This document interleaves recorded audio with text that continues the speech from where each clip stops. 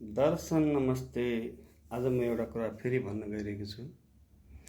अहिलेको जमाना कस्तो भइरहेको छ, मान्छेहरू ठुला ठुला महल अनि ठुला ठुला दरबार बनाउनमा व्यस्त छन्।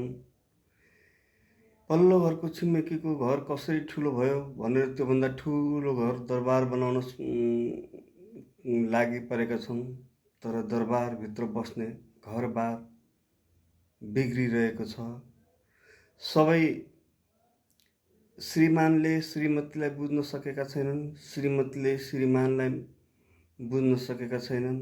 थोरै झगडा हुँदा एकैछिनमा डिभोर्स हुन्छन् र छोराछोरीसँग एकछिन बस्न पाएका छैनन्, छोराछोरीलाई मिठो शब्द बोल्न पाएका छैनन्। सधैँ दरबार बनाउने कुरामा मक्ख छन्। तर दरबारकै कम्पिटिसनले भित्र घरबार बिग्रिसकेका धेरै परिवारहरू छन्, जसका कारण दिनहुँ घर परिवारमा अशान्तिले घेरिरहेको छ।